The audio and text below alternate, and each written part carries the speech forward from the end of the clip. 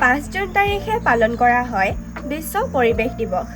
আপোনালোকে যদি বিশ্ব পৰিৱেশ দিৱসৰ বিষয়ে কিছু কথা জানিব বিচাৰে তেন্তে চাওক আজি মোৰ এই ভিডিঅ'টো। তেন্তে আহকচোন বিশ্ব পৰিৱেশ দিৱসৰ বিষয়ে কিছু কথা জানো।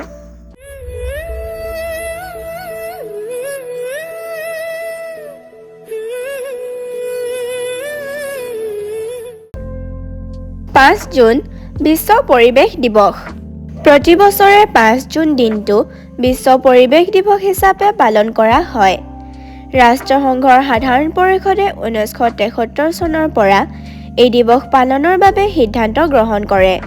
1972 চনৰ 5 জুনৰ পৰা ছুইডেনৰ ৰাজধানী ষ্টকহোমত অনুষ্ঠিত হৈছিল ৰাষ্ট্ৰসংঘৰ মানৱ পৰিৱেশ শীৰ্ষক বিশেষ সন্মিলন।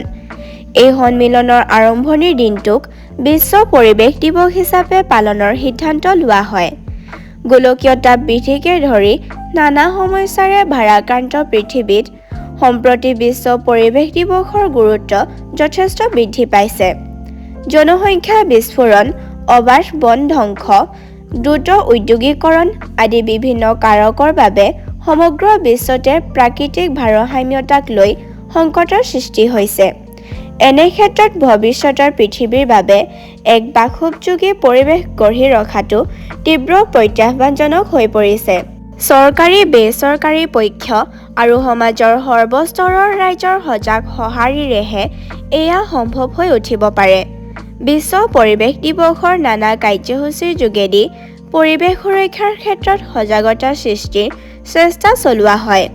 সাম্প্ৰতিক সময়ত এই দিৱস হৈ উঠিছে পৰিৱেশ ৰক্ষাৰ বাবে সংকল্প গ্ৰহণৰো এটা বিশেষ দিন।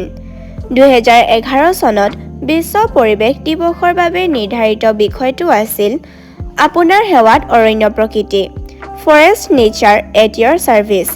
বিশ্বৰ 1.6 বিলিয়নৰো অধিক লোক তেওঁলোকৰ জীৱন নিৰ্বাহৰ বাবে অৰণ্যৰ ওপৰত নিৰ্ভৰশীল। এনে ক্ষেত্ৰত জলবায়ু পৰিৱৰ্তনৰ বিৰুদ্ধে চলোৱা আন্দোলনত এই লোকসকলে বিশেষ ভূমিকা পালন কৰে।